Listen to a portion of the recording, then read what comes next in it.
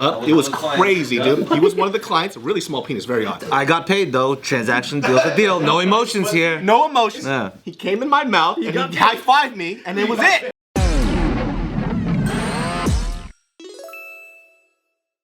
Is this person the asshole? Yes. Probably. If they're writing it, yeah. This one's really, really funny. Okay, Anyone who writes it usually is. So this guy, right? He does photo editing for a living. A client hires him to do an editing job. Just 2 photos, $10 a piece. $20 is the bill. Oh, wow. Yeah. And the reason that the client is asking for this to be done is that the client lied on a resume for a job and said that she could edit photos, but she can't. So she goes, hey, can you do this for me? And the guy goes, yeah, okay, cool. He finishes the job. She's ignoring all of the requests for payment, and he's like, hey, $20. Those photos that he completed ended up already being used on a website. So he's like, I can see that you're using it. I need my $20. Yeah. She's still not addressing the issue. It's $20. So, I know. Just out of principle. So he ends up going, all right, you want to do that? Contacts her employer and says, hey, I'm the one that she paid to do the photo work that you think she's doing. And then she gets mad, hits him up and goes, you jeopardized my job over $20? You stole from me. Yeah. Yeah. And he's going, wait, about so my who's job? the asshole? Like, am I the asshole? Oh, that's clear as fuck. She's the asshole. Come on. He's the asshole, dude. Right, but some people also think that goes too far. No. You don't get to stipulate what's too far when you've already done something wrong. That's after the fact. Yeah. The consequences happen that way. It looks like I said, unless there's no death happening, you get what you fucking get. Yeah. All right. You decided to go ahead and first of all take advantage of somebody's fucking kindness, right? Because they could have done a lot fucking worse. Yep. They could have showed up at your fucking house and broke your kneecaps. True, yeah. Well, it's like you guys made a deal already. And then you fucking turn your back on the deal. Yeah. And the other side of the payment is like... You know, like we have heard stuff like that when it comes to monetary things. And this is the strangest thing to me too, is when the amount is small. So you, on your end, you think that should be no problem. On their end, they think that's not a lot of money. It should be no problem. It's like a... weird. Done deal. So weird. It doesn't. The weird thing is, it's like, what the fuck does your emotions have to do with this business transaction? I don't give a fuck what you value that $20 to be. What you owe me is what you fucking owe me. Right? You agreed to the terms. I've told this story a million times, and you're gonna hear it again. I don't give a fuck. So I know this guy. I told you recently, but there was a guy that owed me money that I paid him for a fucking project. Right? This was when I first came to LA. When I first came to LA, I had fucking no money. I was assed out, right? Sucking dick on these streets. Yep. It was crazy, dude. He was one of the clients. Really small penis, very odd. But I got paid though. Transaction deal's a deal. No emotions here. no emotions. Yeah. He came in my mouth and he high-fived me, and it was it. This guy's bad at business. You're a good haggler. I don't got my $20, but what if I give you a high five? Deal. Don't. You know?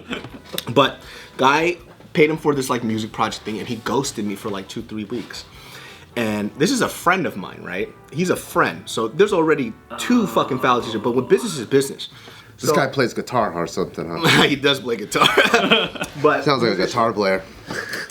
he fucks up, does this shit. Can we guess at the end? Yeah. I'll let you know who he is, a little fucking bitch. But long story short with this guy, he habitually likes to find people that he could get a one-up on, and he just ditches them.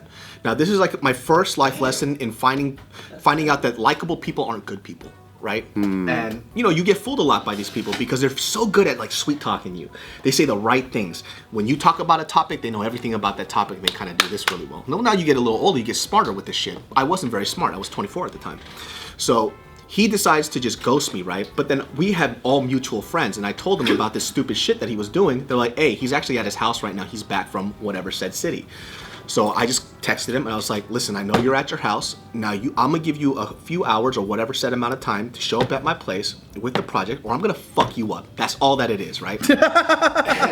He comes to my house. He comes to my apartment at the time. I was living out in Pasadena. Comes in, and I just chew him the fuck out. Like I'm his parent. I basically told him, like, look, this thing was going to make me money that I don't have. I'm barely paying my fucking bills. Like, are you out of your fucking mind? Chewed him out, and I was like, look, if I ever fucking see you again, it's on site. You see me, you walk to the other side of the fucking room, right? To him, in his mind, he's like, he literally told me, he goes, no, I got busy. It doesn't even matter if you got busy or not, which you weren't, because I knew the person that he latched himself onto, and he burned that bridge as well. So Business is fucking business. Even if we're friends, I paid you for this. You owe me this. This is not, there's no emotions to this. You owe me this project. This guy had the audacity years later. He marries somebody who's very successful herself. I see him at this event where people who actually do work are allowed to come in. He's there just because he's married to this person. Comes up to me, right? And I shit you fucking not. He goes, "What's up, bro? How you been?" So try to hug me. This is what I do. "What's up, bro?" I was like, "What the fuck did I tell you the last time I said what I was gonna do?" And he's just like dead silent. I was like, "I told you the next time you see." You're still tripping about that? Hey, bro! Hey, fuck you think you got I was busy. Yeah. And he was just like, "Oh shit," and he was like, "Yeah, I just want to apologize." I was like, "It's too late. Like the apology's done. You showed what you literally were trying to take money from me when I could barely pay my bills. Get the fuck out of my face." He goes out. His wife had to come up and apologize. She goes, "I told him not to come up." I'm really close with her. She's probably like, he was probably, no, you don't know, babe. You don't know him like I do. Yeah. We're good now. We're good. And funny thing is, I hooked them up together. So she knew like the rules. I was like, "Why did he come up to me?" Because she goes, "I don't know. Like, I'm so sorry. Like, I told him not to come up to you."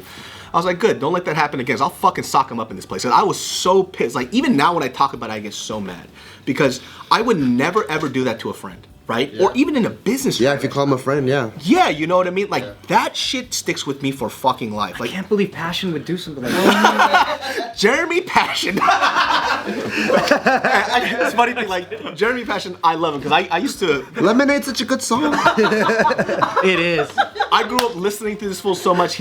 Because of him, I lost my virginity because I used to cover his music all the time. Right? And I made that joke, and I told him I actually met him at a wedding because he was performing at a mutual friend's like wedding. And I saw him, and he was like, "Oh, what's up, bro?" He goes, "Dude, I heard the podcast where you said you lost your virginity to my music."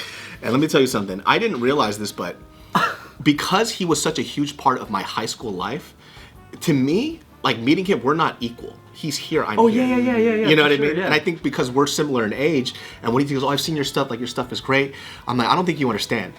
I'm a fan." You know what I mean? So the way I was talking, Yeah. "Hey man, so like, dude, I fucking love your stuff, bro." Can I get a picture? He goes, "You sure you're not a virgin?" Let me tell you something, man. I kind of am.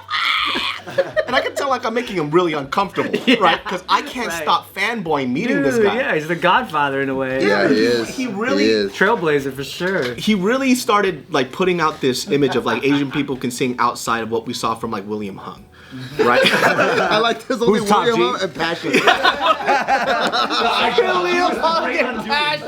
Yeah.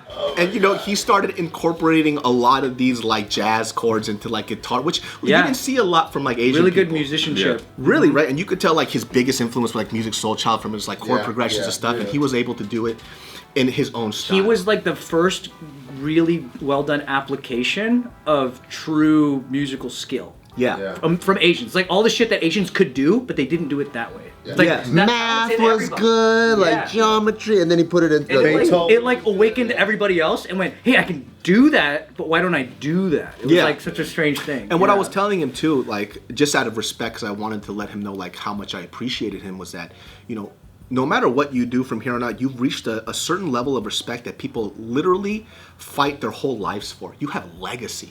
People don't get to have legacy. Right. You might be popular, you might make YouTube videos, whatever the fuck you want, but there are certain people who have made such an impact that their legacy will live forever. People play your music at weddings still till this fucking day. Do you guys remember when Justin Bieber was when he was a YouTuber? Covering his music. Yeah. And under influences? It said Passion and Usher. Yeah. That's amazing. Holy Him, Gabe Bundock, Gabe. and Melissa Polinar, dude. Dude, And they put out a collaboration album not too long ago, and I didn't know about that. That shit made me tear up because of it. It was so nice to see these people who made such a lasting impact on a new generation of like young Asian musicians. They're still fucking doing it, and on top of that, they're not just cover artists, which a lot of like Asian American musicians were called. They're karaoke artists. You know, Jason Chen's. And so when we have They're karaoke stars, dude. Jason, I love you, you cover artist. He'd agree with me. Jason Chen is the only person I know that has never missed a YouTube video a day in his life. Like, I just doing it for money, dude. He literally said it on the podcast. No, Jason's fucking great, dude. But he has his original music is better than his covers, and you don't really get to see that from a lot of people at that time because everybody was getting recognized for music that they would copy versus the stuff that they would create.